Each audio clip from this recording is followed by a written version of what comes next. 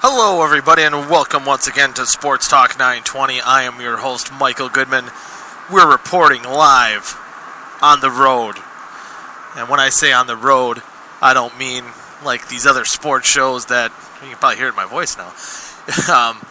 Not saying it live on the road like I'm in like Las Vegas or at some destination.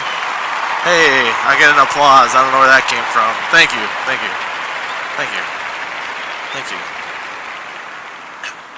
But yes, it's so bumpy here. It's just going crazy. But take a snapshot there too. But anyway, reporting live on the road here. Currently driving on the road here. Doing this week's episode of Sports Talk 920. No Rudy once again this week. So there you have it. So we'll be doing it's very ridiculous. That's why on the road I get a very bumpy voice here on the show. Wife's disagreeing with the road too. So if there's a wave in my voice, it's because Highway 45 in Wisconsin is very bumpy. But as far as the show is going to go, kind of do what we normally do. And go through some of the latest topics in the world of sports. I'll have to be honest with you. I was so devastated by the Packers' loss that I didn't keep up to date with some of the current events in the world of sports because I didn't want to hear it. I was just depressed. I was bummed out. It was probably the closest I'll get to being back into like the school grade Michael Goodman, where I can't listen to any of the sports stuff. I can't talk to anybody because the Packers lost. This is probably about the closest I'll get to that.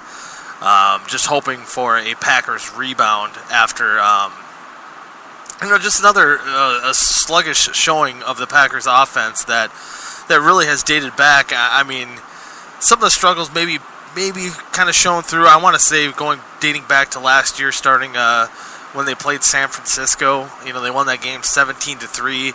The offense, maybe didn't pop as much as we thought it would, and then it kind of slowly progressed down into that. Going into the Denver Bronco game that last year when Rodgers threw for 77 yards, and so basically it's been about a 16-game stretch, I guess we can say, that Rodgers has played pretty poorly. The offense has performed pretty poorly. And I don't know if it's... And maybe in the end I'm going to say coached pretty poorly too, because I might be finally on that bandwagon that Rudy's been on for the past 10 years or so, that we should fire Mike McCarthy, and I'm getting closer to that. I will say, if they don't turn around and win this division, even if they get into a wild card spot, something similar to what they did last year, I think it might be time to move on, and it might be better for the sake of a quarterback like Aaron Rodgers, and maybe that entire offense. I think maybe the message has gotten stale, or maybe that he's gone stale. I'm not saying he's a bad coach, and maybe not fire him, or I guess you'd have to fire him. Not saying he's not going to get a good job coaching somewhere else if he did get let go. And I do realize, too, and as I've told Rudy, last year, maybe when I started really softening up, too, on the subject, is that, if you don't like Mike McCarthy, you're going to have a bad time. I think he is a coach that's still probably going to be around for several years if he's not going to have some role in the GM's office. When Ted Thompson leaves, or once Elliott Wolf becomes general manager, as all signs kind of point to that. But anyway, as far as this offense has been, I wouldn't even say a shadow of its former self. It really just hasn't performed to even a smidgen of what it used to be able to do. What we kind of seen maybe those first 6 games or so of the 2015 season, back to when Rodgers won the MVP in 2014. we haven't seen much of that. And, at first I'm like, well, it's 2 games, kind of just reacting and thinking about what happened. And, we know Rodgers can still make some of these throws that, he made that one at Jacksonville, guy dragging him down. He still made a good throw. He made a couple good throws in that game. Game versus Minnesota, one of those high-pressure defenses. And again, Rudy kind of talked about this, going back even to 2014 when they played the Buffalo Bills. They played teams like the Detroit Lions. There's these teams that almost seem to, if they have a good front 7, they can slow down Rodgers quite a bit. I mean, he can still scramble around. He can still make plays, but it really does lose his accuracy. I think the best case scenarios for him is if he sees a light to a moderate rush, that he can move around in the pocket. If he has to kind of run for his life per se, I mean, not saying many quarterbacks can do that. He seems to struggle, and just from what I've seen out of Rodgers, right from the get-go, maybe didn't seem like he wanted to be out there on Sunday. That maybe he was nervous, and it is, to the Vikings were, opening that new stadium. They were playing, fired up. The Packers were, playing in a very loud environment. I heard either the Packers or the Vikings players or fans were complaining it's too loud. Typical Minnesota there too. But anyway, Rodgers he's missing throws that he normally doesn't miss, and he's rated one of the worst quarterbacks right now. Guys like I've seen the stats all week. Josh McCown has played better than him in the last 16 games. Josh McCown, really, I don't think he's a terrible quarterback. I mean, it's not like, oh my God, it's Josh McCown. I think Josh McCown's a very underrated quarterback. I was telling Sarah about this. I mean, I think if you put Josh McCown on a 12-4 team, yeah, maybe he gets you to 10-6, maybe 11-5. But he's playing in a team like the Cleveland Browns. If they're on a 5-11, 4-12 team, he's probably only going to get them to be 5-12 or 5-11, 4-12. He's more of that game managing quarterback. He's decent. He can get the job done. So I don't think it's too big of a thing to laugh about that. But when you're comparing it to Aaron Rodgers, who a quarterback that could retire today and be in the Hall of Fame, it's just kind of baffling. That he's struggling this bad. And what almost put me over the edge is when Chris Collinsworth, I believe it was in the fourth quarter, probably in the last 5-6 minutes of the game,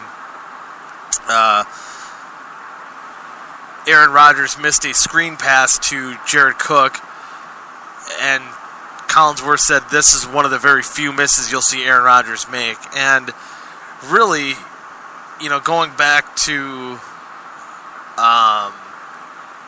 last season, as we said, he's missed these uncharacteristic throws all the time.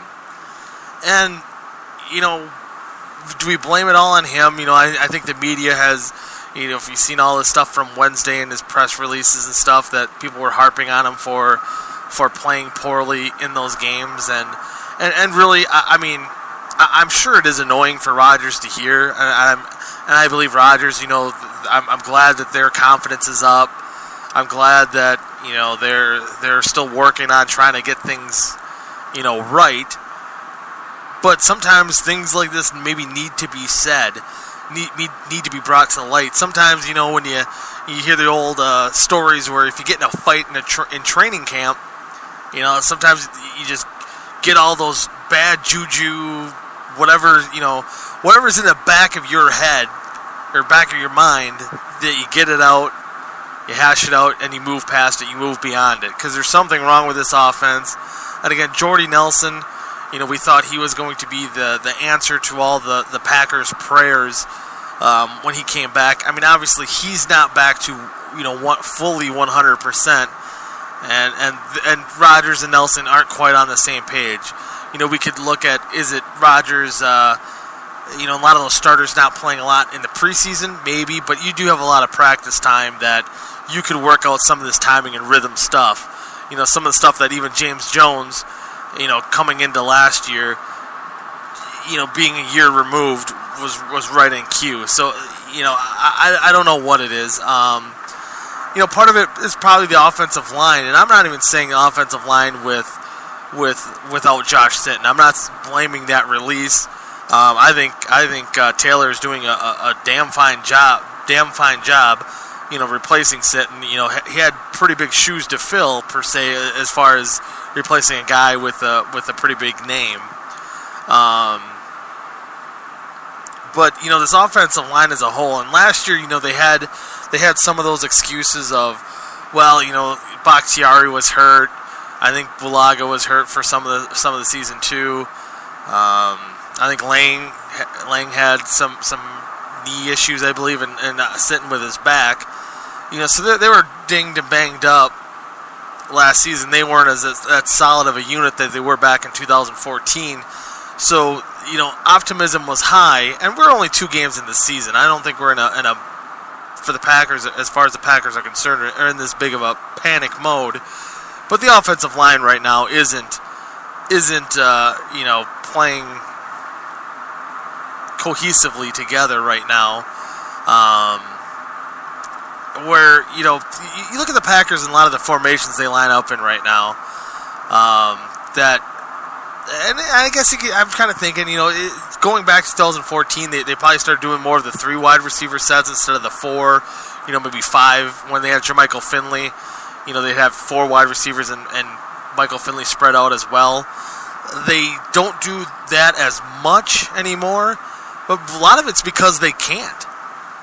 They can't do it because they need either Lacy or Starks lining up when they're in shotgun, standing behind Rodgers to pick up blitzes. Then they got to bring either Richard Rodgers back to pick up blitzes as well.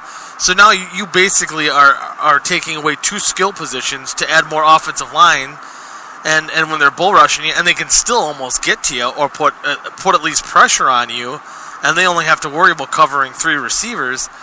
That's a problem. So a lot of it maybe could be stemmed from the offensive line, and some of this criticism that Rodgers is seeing.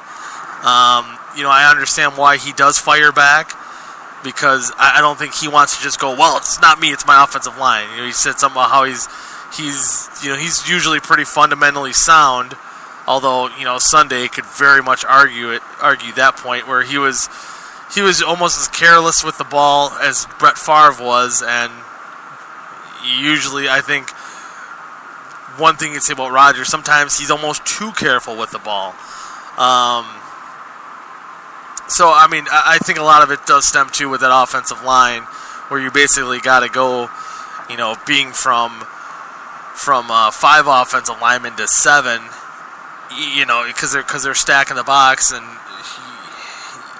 it's easier to cover 3 guys instead of 5 or 4, and that was, I think, the big thing that what made this offense work better back, in the, I guess you can say, glory days. Not saying the Packers can get back to that.